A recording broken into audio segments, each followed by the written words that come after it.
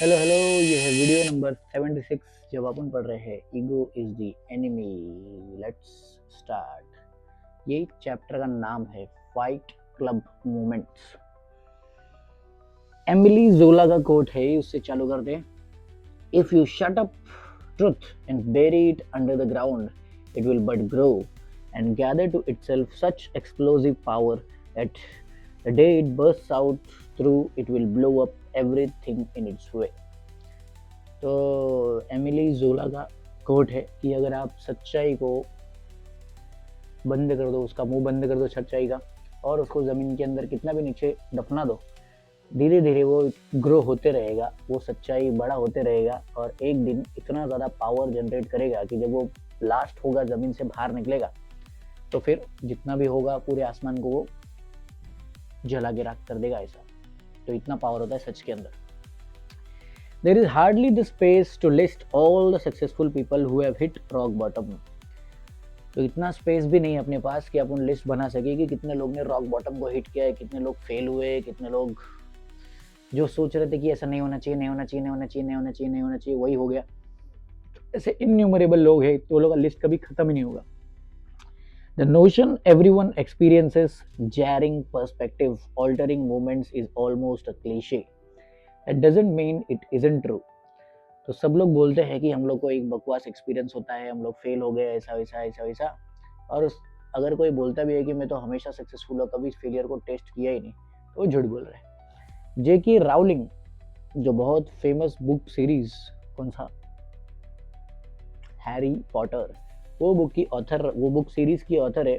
उसके बारे में देखो क्या बोला है। जेकी Rowling finds herself even 7 years after college with a failed marriage, no job, single parent, kids she can barely feed, and approaching homelessness. A teenage Charlie Parker thinks he is staring at up on stage, right in the pocket with the rest of crew until Joe Jones throws a cymbal at him and chases him away in humiliation। तो बहुत सारे लोग fail हुए हैं। जैसे तो famous Harry Potter लिखने वाले जेकी राउलिंग, उसको 7 साल तक वो कॉलेज में ही 7 साल तक थी, पास ही नहीं हुई। उसकी मैरिज फेल हो गई, उसके पास जॉब नहीं था, एक सिंगल पेरेंट है, उसके हस्बैंड ने उसको छोड़ दिया। फिर बच्चे लोग उसके साथ में है, बच्चे लोग को खाना नहीं खिला सकती है, और वो उसका घर भी धीरे धीरे जाने वाला था। वो भी फेलियर, उसने भी टेस्ट किया था। एक टीनेजर था जिसका नाम था चार्ली पार्कर, उसने सोचा था कि अभी तो वो स्टेज पे जाके किल करने ही वाला है और उसका टाइम आने ही वाला है, लेकिन जो जोन्स ने उसको अपने बैंड से बाहर निकाल दिया। ऐसे ही एक यंग लिंडन जॉनसन था, उसको हिल कंट्री फार्म बॉय, उसको एक लड़की की वजह से भगा दिया गया, उसको मारा पीटा गया कि वो लड़की की वजह से, कि उसको बोला कि लड़की को छेड़ रहे करके मारा पीटा गया। और फाइनली उसने क्या किया, उसने अपने पिक्चर को शैटर कर दिया, तोड़ फोड़ दिया। तो ये रॉक बॉटम हिट करने का बहुत तरीका है, मतलब क्या, फेलियर को टेस्ट करने का बहुत तरीका है। अलग अलग तरीके से सब लोग को टेस्ट मिलता ही है, और सब लोग कभी ना कभी रॉक बॉटम को हिट करते हैं। मतलब बोलते हैं इससे ज़्यादा बुरा कुछ नहीं हो सकता, एकदम वो लोग के साथ में बुरे होने का पिनाकल पे लोग पहुंच जाते हैं, उसको बोलते हैं रॉक बॉटम। हम लोग एकदम ही अपने लाइफ में नीचे गिर गए। एक नॉवल है जिसका नाम है फाइट क्लब, उसमें जो कैरेक्टर है जैक, उसका अपार्टमेंट ब्लोन अप हो जाता है, मतलब उसका अपार्टमेंट पूरा का पूरा ब्लास्ट हो जाता है। ऑल ऑफ हिज पोजिशंस, हर एक चीज़, फर्नीचर का एक एक टुकड़ा जो कि उसको बहुत पसंद था, बहुत ही सुंदर था, कमरे में जितनी भी चीज़ें थी उसकी पसंद की थी, सब कुछ चली गई एक झटके में, क्योंकि ब्लास्ट हो गया। लेटर बाद में पता चलता है कि जैक ने उसने अपना कमरा खुद ही उड़ाया था। मतलब ब्लास्ट किसने किया, जैक ने खुद ही किया था। अच्छा, ही हैड मल्टीपल पर्सनैलिटीज़। उसका प्रॉब्लम क्या था, उसका मल्टीपल पर्सनैलिटीज़ था। आपने इधर पे देखो, मोंजोलिका का जो कैरेक्टर है वो कौन से पिक्चर में, कौन सा तो पिक्चर है अक्षय कुमार का, उसके वो पिक्चर के ऊपर है। तो वो मल्टीपल पर्सनैलिटी डिसऑर्डर था। उसका दूसरा पर्सनैलिटी था टाइलर डर्डन। एक मेन पर्सनैलिटी कौन सा था, जैक, और उसका स्प्लिट पर्सनैलिटी का नाम था टाइलर डर्डन। टाइलर डर्डन ने पूरा का पूरा एक्सप्लोजन ऑर्केस्ट्रेट किया और पूरा का पूरा जैक का पूरा अपार्टमेंट उड़ा दिया। और फिर उसके बाद the result was a journey into an entirely different and rather dark part of his life. और इसकी वजह से उसका जर्नी चालू हुआ, जिसके ऊपर एक मूवी बना है द फाइट क्लब। कि उस फाइट क्लब में क्या होता है कि वो वैसा ही फाइट क्लब टाइप बनाता है कि एक तरफ वो जैक की जिंदगी जी रहा है, दूसरी तरफ वो टाइलर डर्डन की जिंदगी जी रहा है। तो वो चीज़ है। In Greek mythology, characters often experience katabasis और a going down. Greek mythology में भी जितने कैरेक्टर्स है वो लोग एक वर्ड यूज करते हैं उसके लिए, कैटाबिसिस। कैटाबिसिस का मतलब क्या, गोइंग डाउन, मतलब क्या भाई अपना टाइम खराब चल रहा है, अपन धीरे धीरे नीचे जा रहे हैं। They are forced to retreat, they experience a depression or in some cases literally descend into the underworld. When they emerge, it is with heightened knowledge and understanding. तो ग्रीक माइथोलॉजी में वो जो स्टोरीज है उसमें बताया जाता है कि उनको रिट्रीट करने के लिए, मतलब पीछे मुड़ के भागने के लिए, मैदान छोड़ के जाने के लिए मजबूर किया जाता है और वो लोग डिप्रेशन एक्सपीरियंस करते हैं। कभी कभी तो वो लोग अंडरवर्ल्ड में चले जाते हैं, किसी को दिखाई भी नहीं देते, मतलब अंडरग्राउंड हो जाते हैं। और जब वो बाहर निकलते हैं तो वो लोग के पास बहुत ज़्यादा नॉलेज होता है और बहुत ज़्यादा अंडरस्टैंडिंग होता है, इतना वो लोग समझदार बन के बाहर निकलते हैं, ग्रीक मैथोलॉजी। आज हम लोग उसको हेल बोलेंगे कि अगर किसी को बोला जाएगी आप यहाँ से चले जाओ, अगर किसी को बोला जाएगा आप मैदान छोड़ के चले जाओ, तो सब लोग बोलेंगे अरे बहुत बुरी बात है।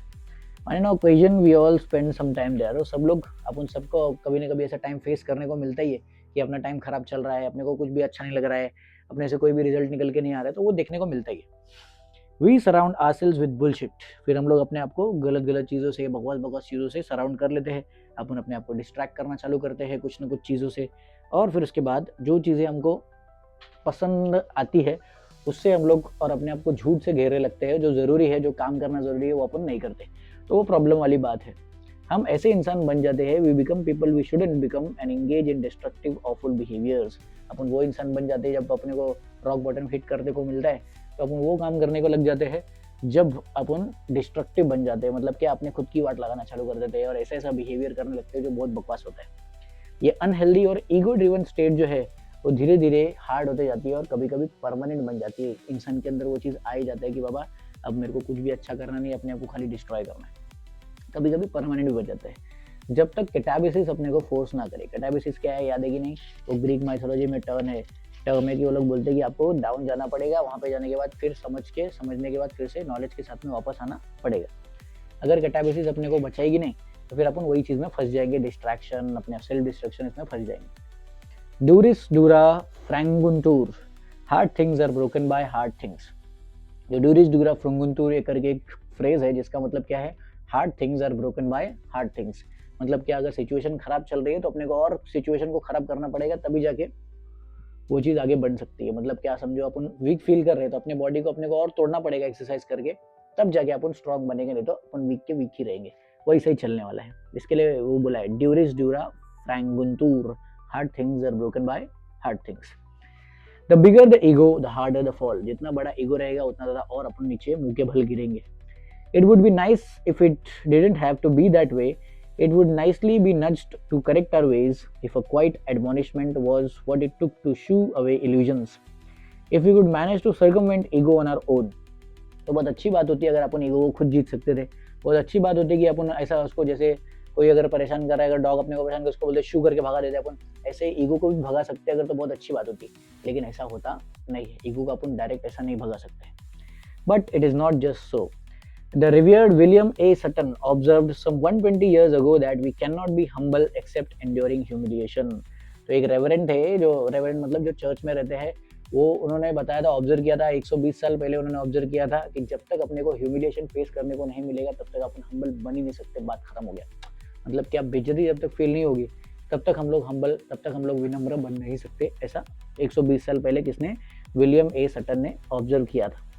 How much better it would be to spare ourselves to these experiences. तो ये सब जो experiences है उसके सामने अपन अपने आप को छोड़ेंगे तो कितना अच्छा रहेगा। Sometimes it is the only way the blind can be made to see. कभी कभी कुछ यही तरीका होता है कि ब्लाइंड को देखने का मौका मिले। बहुत बार ऐसा आपने देखा रहेगा कि एक वीडियो मैंने देखा था जिसमें उसकी मम्मी रहती है, वो बच्चा देख नहीं सकता है तो अपनी मम्मी को बुलाता है कि मम्मी मेरी हेल्प करो हेल्प करो हेल्प करो। मम्मी उधर ही खड़ी रहती है लेकिन मम्मी हेल्प नहीं करती। क्यों नहीं हेल्प करती? ताकि बच्चे को सीखने को मिले कि कल को उठ के अगर मम्मी नहीं रहेगी तो कैसे सर्वाइव करेगा। तो चिल्लाते रहता है, मम्मा बोला बचाओ बचाओ बचाओ, मम्मा मेरे को ये कर दिए, दरवाजा खोलो दरवाजा खोलो, दरवाजा ही नहीं खोलती, ताकि वो स्ट्रॉन्ग बन सके। तो वही सेम चीज़ अपने को हमेशा फेस करने को मिलता है। In fact many significant life changes come from moments in which we are thoroughly demolished, in which everything we thought we knew about the world is rendered false. We might call these Fight Club moments. Sometimes they are self-inflicted, sometimes they are inflicted on us, but whatever the cause, they can be catalyst for changes we are petrified to make. तो बहुत सारे changes देखने को मिलते हैं हमारी life में। ऐसा लगता है कि अपन पूरा लाइफ डिमोलिश हो गया, पूरा लाइफ पूरा टूट गया, जैसे वो इसका वो कैरेक्टर था ना फाइट क्लब में, जैक का अपार्टमेंट पूरा का पूरा उड़ जाता है, तो ऐसा लगता है कि हमारा भी प्लान पूरा शैटर्ड हो गया, जैसा हमने सोचा सब कुछ पूरा का पूरा फुट फट गया, वो सब देखने को मिलता है। इसको अपन फाइट क्लब मोमेंट्स बोल सकते हैं, क्योंकि वही सेम चीज जैक के साथ में भी हुआ था। लेकिन इसमें सीखने के लिए क्या है अपने को, कि अगर हम लोग ध्यान से देखें तो यही सिचुएशन जो अपने को लगता है सब कुछ खत्म हो गया, सब कुछ बर्बाद हो गया, यही कैटलिस्ट की तरह काम करता है, जिससे अपन आगे आने वाले टाइम में ऐसा कुछ चेंज करेंगे जिससे अपना पूरा लाइफ चेंज हो जाएगा। और वो चेंज करने में अपने को पेट्रीफाइड वाला फीलिंग आता है, मतलब बहुत ज़्यादा डर लगता है कि बाबा ये चेंज कैसे करूँ मैं, इतने साल से मैंने ये सब चीज़ बनाया है, इसको मैं कैसे चेंज कर दूँ। लेकिन अगर वही चेंज नहीं करेंगे तो अपना लाइफ वैसे का वैसा रहेगा, चेंज होने वाला नहीं है। फिर ईगो अपने पर वापस हावी हो जाएगा कि देखो देखो 10 साल मेहनत करके मैंने ये बनाया, तो कैसे छोड़ दूँ। तो वो छोड़ना बहुत मुश्किल होता है, लेकिन सबसे ज़रूरी वही होता है कि अपन छोड़े, अगर नहीं छोड़ेंगे तो फंस गए। बरोबर वही बात होता है। ये मुश्किल, ये जो बताया था कौन सा फ्रेज था, ड्यूरिस ड्यूरा फ्रैंगुंटूर, hard things are broken by hard things. ये अगर अपने को हार्ड सिचुएशन को ऐसा रिवर्स करना है तो और भी हार्ड अपने को बनना पड़ेगा, और भी हार्ड कुछ तो करना पड़ेगा, जो ऐसा काम जो अपने को करना बिल्कुल पसंद नहीं है वो काम अपने को करना पड़ेगा। Pick a time in your life, or perhaps it's a moment you are experiencing now. A boss's eviscerating, eviscerating critique of you in front of the entire staff. The sit down with the person you loved. The Google alert that delivered the article you'd hoped you'd never return. The call from the creditor. The news that threw you back in your chair, speechless and dumbfounded. तो एक time pick करो जब आपको ये बेइज्जती feel हुआ रहेगा, या जिस टाइम पे आपको लगा रहेगा कि बहुत बेइज्जती हुआ। हो सकता है आपके बॉस ने आपको चिल्लाया रहेगा, हो सकता है वो मूवमेंट पहले आपके साथ हुआ रहेगा, हो सकता है अभी भी आपके साथ में ऐसा हो रहा है कि आपके साथ में बेइज्जती हो रही हो। तो जिस टाइम पे आपका ये सब हो रहा है, हो सकता है आप जिसको बहुत ज़्यादा पसंद करते हो उसके सामने भी कुछ ऐसा हो गया कि आपका बेइज्जती हो गया। हो सकता है कि आपको किसी कर्जदार का फ़ोन आ गया कि लाओ लाओ मेरा पैसा वापस दो, और ऐसी न्यूज़ जिसके वजह से आपको ऐसा लगा कि आपकी पैरों की तरह से ज़मीन खिसक गई। ऐसा न्यूज़ आपको सुनने को मिला जिससे आप स्पीचलेस हो गए, आप कुछ बोल ही नहीं पाए, और ऐसा आपको लग रहा था कि आप दुनिया के सबसे बेवकूफ़ इंसान हो। ऐसा कुछ तो सबके लाइफ में हमेशा होता है। इन्हीं मोमेंट्स में ऐसा होता है कि हम लोग कभी ना कभी ऐसा फेस करने को मिलता है कि जो चीज़ हमने आज तक फेस नहीं किया, जो ऐसा फीलिंग हम लोग को आज तक नहीं आया, वो फीलिंग देखने को मिलता है। और इसी फीलिंग को बोलते हैं ट्रुथ, जिसको बोलते हैं रियलिटी चेक, कि ये हमने ये आई कॉन्टैक्ट किया है किसके साथ में, सच्चाई के साथ में आई कॉन्टैक्ट अपना हो गया। No longer you could hide or pretend. अब आप छुप नहीं सकते, अब आप प्रिटेंड नहीं कर सकते, आप झूठ नहीं बोल सकते, अब आपको सच्चाई ने चारों तरफ से घेर लिया। कभी जब भी अपना सच्ची में बेइज्जती होता है और सच्ची में अपने को सच सुनने को मिलता है तब। Such a moment raises many questions. तो ये मोमेंट जब आता है अपने लाइफ में कि बेइज्जती हो गया, तो उस टाइम पे अपन अपने सामने बहुत सारे सवाल खड़े होते हैं। How do I make sense of this. पहला सवाल क्या आता है कि मैं इसका क्या मतलब ढूंढ के निकालूं। How do I move onward and upward. अभी मैं ये सिचुएशन में आ गया हूँ, बेइज्जती हो गया है, चलो काम फेलियर आ चुका है, इससे ऊपर कैसे जाऊँ, आगे कैसे बढ़ूँ, वो दूसरा सवाल आता है। तीसरा, is this the bottom or there is more to come. Next सवाल ये होता है कि यही सबसे बुरा है, कि इससे भी बुरा कुछ होने वाला है, वो भी अपने दिमाग में ढक्कन में आता है वो सब। Plus someone told me my problems, so how do I fix them. तो कुछ लोग होते हैं जो अच्छे होते हैं, फीडबैक को लेके थोड़ा पॉजिटिव होते हैं, वो लोग बोलते हैं कि किसी ने मेरे को मेरा प्रॉब्लम बताया है, मैं अपना प्रॉब्लम सॉल्व कैसे करूँ, वो भी क्वेश्चन आता है अपने दिमाग में। नेक्स्ट सवाल क्या आता है, how did I let this happen. तो मैंने ऐसा होने कैसे दिया, वो भी होता है कि अगर सामने वाला बेइज्जती कर रहा था या मैं फेल हो गया तो मैंने होने कैसे दिया। तो कुछ लोग अपने आप को ही ब्लेम करना चालू कर देते कि अरे बाप रे मेरे से ऐसा कैसे हो गया। How can it never happen again. Next question क्या रहता है कि अब मैं ऐसा क्या करूँ कि ऐसा चीज़ जो अभी सिचुएशन आया या ऐसा सिचुएशन वापस ना आए, वैसा क्या क्या करूँ। तो वो भी अपन देख सकते हैं। A look at history finds that these events seem to be defined by 3 traits। तो ये जो इवेंट होते हैं अपने साथ में, जिसमें अपने को हमेशा रॉक बॉटम फेस करने को मिलता है, हम लोग अपना ही जिंदगी की वाट लगा देते हैं, उसमें 2-3 चीजें कॉमन होती है सबके लाइफ में। सबसे पहला, they almost came at the hands of some outside force of person. तो ये जो चीज हम लोग को फेस करने को मिल रहा है, ये बेइज्जती और एक्सप्लोजन और लाइफ खराब हो गया सब कुछ, वो एक्सटर्नल किसी इंसान की वजह से आया, या तो एक्सटर्नल कोई इवेंट की वजह से हुआ, नहीं तो अपन खुद से अपने घर की वाट नहीं लगाते। दूसरा चीज, they often involve things we already knew about ourselves but were too scared to admit. कभी कभी ऐसा होता है कि वो बेइज्जती सामने वाले ने किया या सच बता दिया, वो अपने को पता था अपने बारे में कि मेरे अंदर ये ड्रॉबैक है, मेरे अंदर ये कमी है, या मेरे को ये काम करने का, लेकिन मैं कर नहीं रहा हूँ, लेकिन अपन एडमिट नहीं कर रहे थे, मतलब वो चीज़ मान नहीं रहे थे, इसकी वजह से और ज़्यादा बुरा लगता है। और तीसरा चीज़ है, from the रूइन came the opportunity for great progress and achievement. और तीसरा चीज़ जो सबसे पॉजिटिव चीज़ है कि जब भी ऐसा सिचुएशन आता है, जब भी अपने को लगता है कि सब कुछ खत्म हो गया, अरे बाप रे मेरे को सब कुछ अब वापस से बिल्ड करना पड़ेगा, तो वहाँ पे स्कोप होता है कि इधर से बहुत ज़्यादा प्रोग्रेस का और बहुत ज़्यादा इम्प्रूवमेंट का स्कोप होता है। अगर हम लोग ने ध्यान से देखा और ध्यान से उसको अचीव किया तो अपन बहुत इम्प्रूव कर सकते हैं। ठीक है, does anyone take advantage of that opportunity? Of course not. Ego often causes the crash and then blocks us from moving. तो ये मौका सबको मिलता है कि अपन ग्रेट फॉल हुआ और वो ग्रेट फॉल की वजह से बहुत ज़्यादा सीखने को मिलेगा और सीख के फिर अपन वापस ऊपर जा सकते हैं। लेकिन ज़्यादातर लोग इस मौके का फ़ायदा उठाते नहीं हैं और ज़्यादातर लोग ईगो के तहश में आके या ईगो की वजह से क्या करते हैं, वो लोग बोलते कि नहीं नहीं अपने को इम्प्रूव वगैरह कुछ नहीं करने का, या तो फिर वो पूरा ही नीचे चले जाते हैं, नशा और प्लेजर और अपने आप को, या तो सेल्फ डेप्रिकेशन कि बाबा मैं तो कुछ नहीं कर सकता, मेरे साथ ये हो गया ये हो गया हो गया, मैं जितना सोचता हूँ सब गलत हो जाता है। वो सब सोचने के बाद वो लोग पूरा अपने आप को एक शेल में बंद कर लेते हैं, एक ढक्कन में बंद कर लेते हैं कि अब अपन बाहर निकलेंगे। वो भी होता है बहुत सारे लोग के साथ। Was the 2008 financial crisis not a moment in which everything was laid bare for many people? A lack of accountability, the over-leveraged lifestyles, the greed, the dishonesty, the trends that could not possibly continue. For some, this was a wake-up call. Others, just a few years later, are back exactly where they were.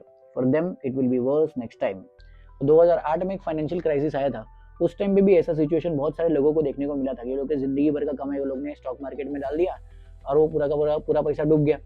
तो बहुत सारे लोगों के लिए वो wake up call के जैसा था कि आज के बाद कभी भी पूरा का पूरा पैसा स्टॉक मार्केट में डालेंगे या बहुत ज़्यादा रिस्क नहीं लेंगे या कुछ नहीं लेंगे।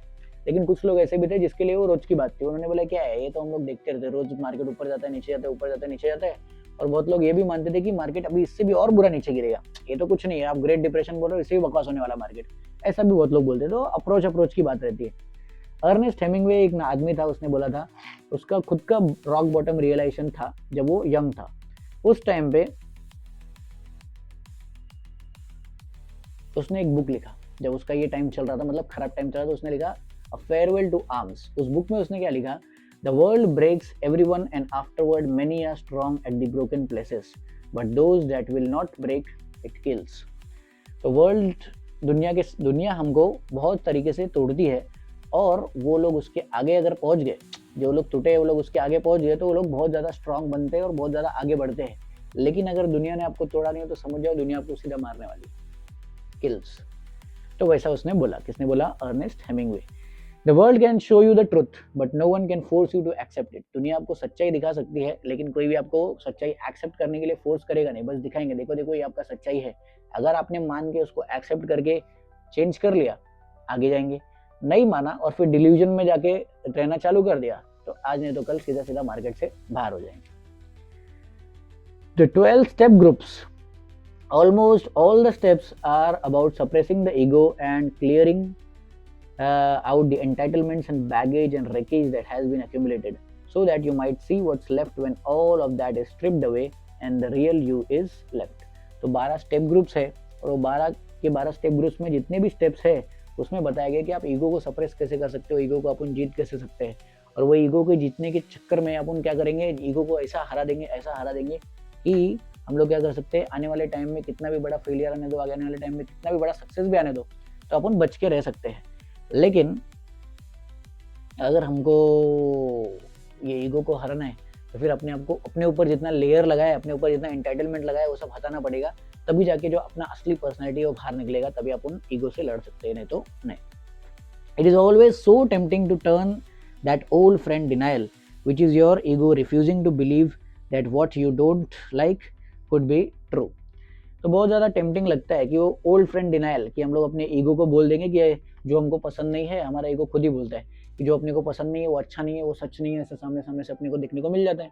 तो वो चीज़ बहुत ज़्यादा इंपॉर्टेंट रहता है, वो चीज़ बहुत सोचना भी ज़रूरी है कि सामने वाले अपने अंदर ईगो हावी हो रहा है कि नहीं, और अपन वो चीज़ सामने वाले में रिफ्लेक्ट कर रहे हैं कि नहीं, मतलब अपने शब्द से अपने एक्शन से मालूम पड़ जाता है अपने ऊपर ईगो हावी हो रहा है कि नहीं। Holding. Psychologists often say that threatened egotism is one of the most dangerous forces on earth. The gang member whose honor is impugned, the narcissist who is rejected, the bully who is made feel to shame, the imposter who is exposed, the plagiarist or the embellisher whose story stops adding up. Psychologist लोग ने बोला है कि threatened ईगोटिज्म, अगर किसी के अंदर ego है उसको डरा दिया जाए, कि अगर वो परेशान हो जाए, इनसिक्योर हो जाए, तो बहुत ज़्यादा खतरनाक बन सकती है। अगर वो इंसान गैंग मेंबर है जिसके ऑनर को, जिसके रिस्पेक्ट को अगर किसी ने ठेस पहुंचाया, या फिर वो नार्सिसिस्ट जो अपने बारे में बहुत ज़्यादा अपने बारे में ही सोचने वाले लोग हैं, वो लोग को अगर उसको रिजेक्ट कर दिया गया तो फिर वो लोग कुछ ना कुछ बहुत ज़्यादा कर सकते हैं। जैसे एडोल्फ हिटलर था, एडोल्फ हिटलर भी वैसे ही था, बहुत बड़ा नार्सिसिस्ट था। तो उसने वही नार्सिसिज्म के चक्कर में पूरा का पूरी दुनिया को नचा डाला। क्यों? क्योंकि उसको बस अपना पर्सनल गेन और पर्सनल ईगो सेटिस्फाई करना था इसके लिए। तो वो बहुत ज़्यादा खतरनाक लोग रहते हैं, साइकोलॉजिस्ट लोग ऐसा बोलते हैं। These are not people you want to be near when they are cornered, nor is it a corner you would want you to back yourself into. That's where you get, how can these people talk to me this way? Who do you think they are? I'll make them all pay. तो इसके लिए कभी भी ऐसे लोग जब मिले, वो नार्सिसिस्ट लोग और गैंग मेंबर जिसके इज्जत को ठेस पहुंचाया गया है, तो उनके आसपास कभी भी रहने का नहीं जब वो लोग को कॉर्नर दिखाया जाए। अगर ये लोग उसमें वो लोग ने अपने को टारगेट बना लिया तो फंस गए, क्योंकि वो लोग के दिमाग में पहला थॉट यही आता है कि सामने वाले ने मेरे को कैसे बोला, मेरे इज्जत के ऊपर वार कैसे किया, मैंने इतना मेहनत करके ये रिस्पेक्ट बनाया तो वो रिस्पेक्ट कैसे चले गया। तो वो सब देखना बहुत ज़्यादा ज़रूरी होता है, तो इसमें बहुत ज़्यादा इम्पोर्टेंट है। चलो नेक्स्ट वीडियो में बाय बाय।